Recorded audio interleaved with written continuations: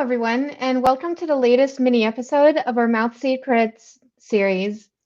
I'm Layal Rabat, and I'm the Programs Director at the Asian Pacific Community in Action. And today we're here with Zeenat Hasan with the National Asian Pacific Women's Forum Arizona chapter to learn about the organization, what they do, how it connects to the oral health work that we are doing. Zeenat, can you tell us a little bit about how the chapter started in Arizona? Absolutely. Thank you, Layal. So we started the Arizona chapter at around 2011, at a time when Arizona was having a reckoning with anti-immigrant policies and actions by the state and citizens alike. I don't know if you remember the Minutemen that were marching along the southern Arizona border at the time. There was an anti-abortion law passed at that same time called PRENDA, which is referred to as PRENDA. It's the Prenatal Non-Discrimination Act is what that stands for. But it was anything but about non-discrimination. It actually encouraged racial profiling, as did other laws passed in Arizona at the time. SB 1070 comes to mind. So we started the chapter to bring our voices to this important issue, reproductive justice, for many Asian American, Native Hawaiian, Pacific Islander women and girls. And we initiated a lawsuit against Attorney General Tom Horne at the time, with plaintiffs from the NAACP local chapter. The ACLU was representing us. It was dismissed for standing at the time, and we saw an alarming increase in these kinds of laws across the country after it passed in Arizona. New York actually has become the most recent state to fight against a parental law just this year. So that law is still on the books in Arizona, and we'd very much like to see it gone. But that was really the genesis of the Arizona chapter. That's how we started to kind of bring our Asian Pacific American voices to reproductive justice, which there was not a voice for in Arizona at the time. So can you tell us a little bit more about the specifics of the policies that the Arizona chapter works on? Yeah, so repealing PRENDA obviously is one of those things that we'd like to do. But, reproductive justice, it's grounded in the idea that access to care is where the structural barriers to reproductive freedom are, right? So access. And reproductive justice spans issues that impact us at all life stages and includes, as broad goals, bodily autonomy, right? But also the right to parent our children in a safe and healthy environment. That's part of reproductive justice. So this allows us to work on issues like PRENDA. Obviously, PRENDA is still on the books, but it also allows us to work on issues like Medicaid expansion. That's one of the structural barriers, is not having access to Medicaid or having like different kinds of checks on Medicaid coverage. Repealing the Hyde Amendment, which we all know is simply a punishment for being poor. On the national front, we are advocating for the HEAL Act. The HEAL Act would actually extend Medicaid benefits to immigrants who are now barred from accessing public benefits. The state of Arizona has made no such efforts in increasing access for immigrants in the Medicaid program. So it's really up to us in the federal Congress to create this pathway so that all our community can have access to the things we believe are our basic freedoms. Other policy issues like equal pay for women and girls. We know that women make less money than their male counterparts in high income brackets and low income brackets as well. These practices are grounded in sexism and misogyny, and they have no place in our society. The idea that women's place is in the home, that men are the breadwinners and producers for the family and deserve higher pay, that's where those come from. We obviously know that women and youth are breadwinners in families. Women do so much invisible and unpaid labor without having worker protections and access to things like insurance coverage, family leave, dental insurance. Other things that we mobilize around are civic engagement, voter registration, things that kind of span or undergird a lot of those other policy issues. Yeah, so the Hyde Amendment, if I'm remembering it correctly, is the amendment that bars federal funds from going to assist low-income women from being able to access abortion services, correct? Correct. So if you're high income and you don't need Medicaid, you can access abortion services. It's only if you fall under that income bracket where you're eligible for Medicaid does that service go away for you. Yeah, and the HEAL Act, although there are a lot of different nuances within it, but the biggest thing that comes to mind in terms of the HEAL Act is that immigrants have to wait 5 years before they qualify for healthcare services, right? That's like the biggest part of it. Yep, that's right. Okay, cool. Just making sure I remember all of those correctly. Thank you. Mm-hmm. And so you also talk a little bit about civic engagement, getting involved in that. And now you're working on oral health with me. So how did the chapter decide to get involved in oral health work? Well, through you and your great work at Asian Pacific Community in Action, started inviting us to this grassroots partnership that you had launched there around oral health. So we first started participating in more of a support role, but the more we discussed it and really started getting into it, we started to see how oral health and reproductive justice intersect. For example, access is a barrier all around, right? So reproductive justice is really talking about access and removing those structural barriers. So is oral health. Those things are well known. But then, we actually started to talk about the policies like dental coverage for pregnant women in the Medicaid program, which is a policy that that Arizona Oral Health Coalition is trying to promote, right, as coverage for pregnant women. But then we started to ask the question, okay, so what? So what if pregnant women have dental coverage? So what? I mean, literally, that was the question we asked. So what? So we started to answer that question. But the other thing that we know is that maternal mortality rates for women of color are off the charts. They had been increasing since about the year 2000. So what difference was having dental coverage for pregnant women really going to make in that picture? How is getting pregnant women in dentist chairs going to matter to a mom's health, especially when she's at risk for other morbidities and mortality? So there's an emerging literature on this, and the links between oral health and maternal health outcomes, that literature is starting to come together. Then we started to understand something much more subsurface. And for me, this is a really interesting piece. The almost hidden epidemic of trauma that's really at the root cause of so many outcomes we see in our community, including maternal mortality and morbidity. And it was something almost completely in the background in the research, practice, and policies in oral health anyway. This meant that we were talking about our lived experiences a lot because there wasn't too much to chew on in the policy world or in the research world or in the practice world. So we started talking about our own experiences. What makes this work more difficult is the silence around trauma. So drawing upon our lived experiences as women of color is a trauma-filled experience in itself. That's why the secret is titled Mouth Secrets, right? The body's silent protest. There are clues in our mouths that get us closer to the root cause of some of the health outcomes we see, like maternal mortalities and morbidities. Yeah, I can't tell you how many times when we're talking about this that I have to remind myself to unclench my jaw. Yeah. So I realized early on in my career in public health that no matter how different my experience is from that of everyone that I talk to, there's still a commonality. A lot of what I've done in this work really requires me to bring my story and my whole self into it in order to connect and be able to confidently speak up. Just like you were saying, there are some scientific studies, there are some policies out there, but really to connect to the work, to really move it forward, I always feel like I have to bring my own story into it. So how have you connected to reproductive justice and oral health personally?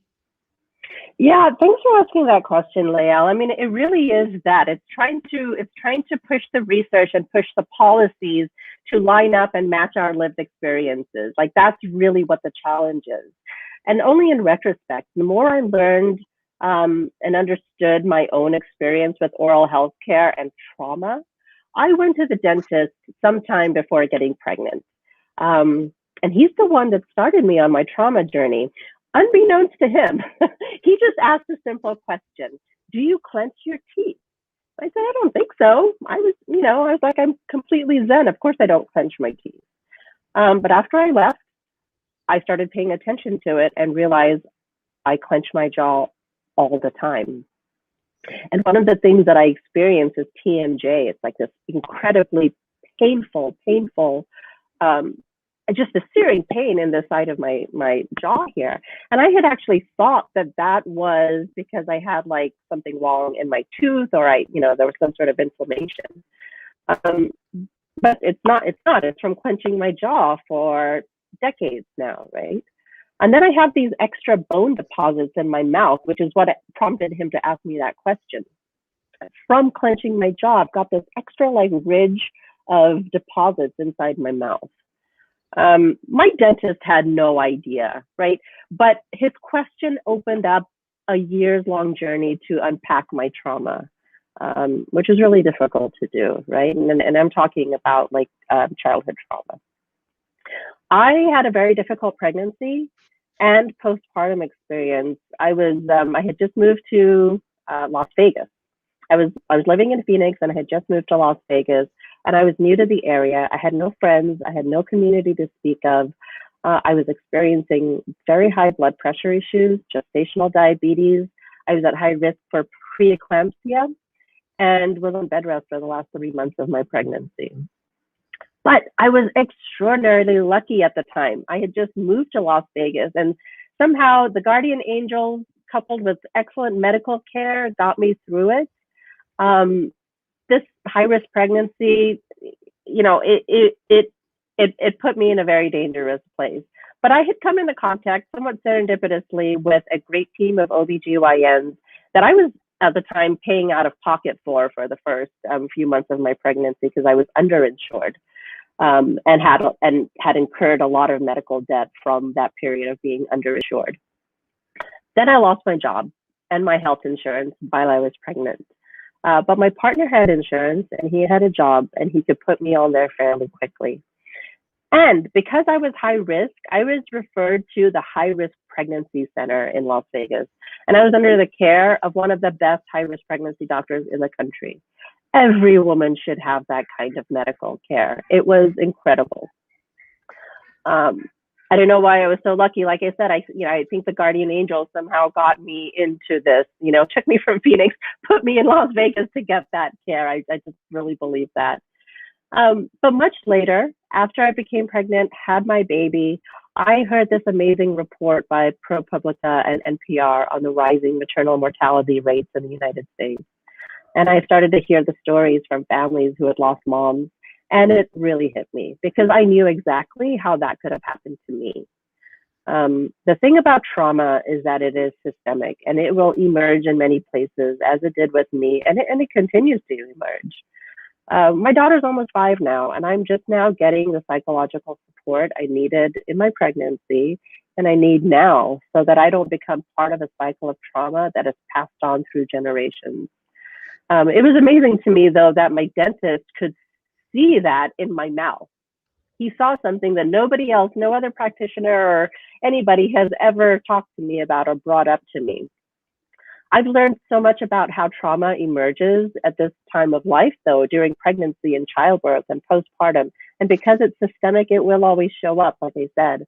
I had a very difficult pregnancy and postpartum period. And that's why I say, I see how women without good wraparound care can fall through the gaps and not have the support they truly need. For women of color, reproductive justice isn't about having a choice. It's about life. It's about preserving our lives. And just as a note, reproductive justice is a term coined by Sister Song, an organization founded and run by Black women. And the Asian American Pacific Islander organization of NAPAWF then took on that reproductive justice term and adopted this umbrella, as did the National Latino Reproductive Health Institute. So it was actually coined by Black women, but is now used by women of color to really explain the challenges that we face in reproductive health. Yeah. It looks like we had a question come through. So why do you think the trauma-informed care approach is missing, and why is it important to implement? I don't know. I mean, I have my hunches. I mean, like I said, trauma it's a silent thing. Nobody talks about trauma. We don't talk. Those of us who experience trauma don't talk about it, and we don't talk about it generation after generation after generation. And there was actually an attempt to put a diagnosis called complex PTSD in the DSM, the latest DSM, and it was rejected. But complex PTSD is a diagnosis that if you see a practitioner, they can diagnose you with complex PTSD related to adverse events during childhood, and it can be things like abandonment, neglect, sexual abuse, physical abuse, things like migration. Those of us who immigrated here as children, that is an extremely traumatic event. But there's not a lot of language that children have to talk about trauma, right? Even as adults, we don't have the language to talk about it.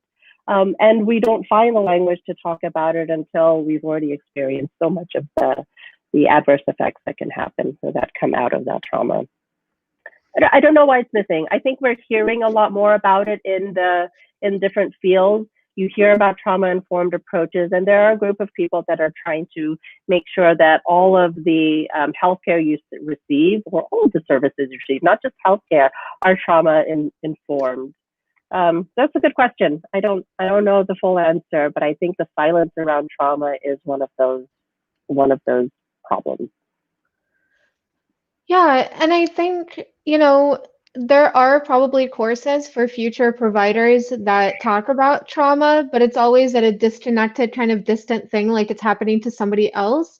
And I wonder what the value would be to create courses about trauma-informed care that allow future providers to process their own trauma and their own experiences and bring that into the work with them so that they can truly understand it and be understanding about it, I recently worked with pharmacy students from Midwestern University, and during their fall trimester, and they did research on trauma-informed care in the pharmacy world, and there just was not a lot of data. They were struggling really hard, and we had a lot of discussions about how not finding a lot of information is information in itself. Some of them talked to some of their professors about it and things like that. So I think that there's a lot of potential for us to engage future providers in this work. Yeah, I also think, Lael, that lived experience piece is what is going to get us there. In the way that we have constructed our medical system, we show up as body parts in different places, right? So, I think the movement to value-based care and an integrated approach to healthcare this is the time to have that conversation, right? When the medical establishment is trying to finally see us as whole people and treat us as whole people, we have to understand how trauma plays a part in this. Otherwise, we're going to lose many more women and girls. Yeah, so what do you think is next for reproductive justice and oral health work? Yeah, clearly there are policy implications that we'll discuss in another talk in this series, including kind of Medicaid expansion, the HEAL Act, like I mentioned, repealing the Hyde Amendment. Those are all really important things that need to happen to break open these structural barriers. But trauma is a running theme you see in all the talks we've done so far in this series, in the Mouth C Good series. NAPAWF would like to see the trauma-informed approach more broadly in oral health so that women can experience wraparound integrated care that provides the level of support we need to begin our own healing and to completely change the trajectory and maternal mortality in this country and in Arizona. If you look at the maternal mortality data, it has had a sharp increase since about the year 2000. And all systems are needing to put efforts into reducing that maternal mortality. It is going the wrong direction. And oral health is one of those systems that needs to pay attention to that issue. And that's the space that we would like to hold, and that we would like to see it done by using a trauma-informed approach. Amazing. I'm just reflecting back on what a privilege it was to go to the national meeting that NAPAWF held with a few sister organizations when we went to DC last in the fall. And I'm hoping to continue work like that, both nationally and locally. And I'm so grateful to you for taking the time to have this conversation with me. I always learn so much as we're discussing things. For those of you that are watching, we're going to be continuing this series. We have another couple of Facebook Live discussions coming up this Thursday, the 18th. I think I'm getting all those dates correctly. Friday. Friday the 18th, I'm sorry. What is time?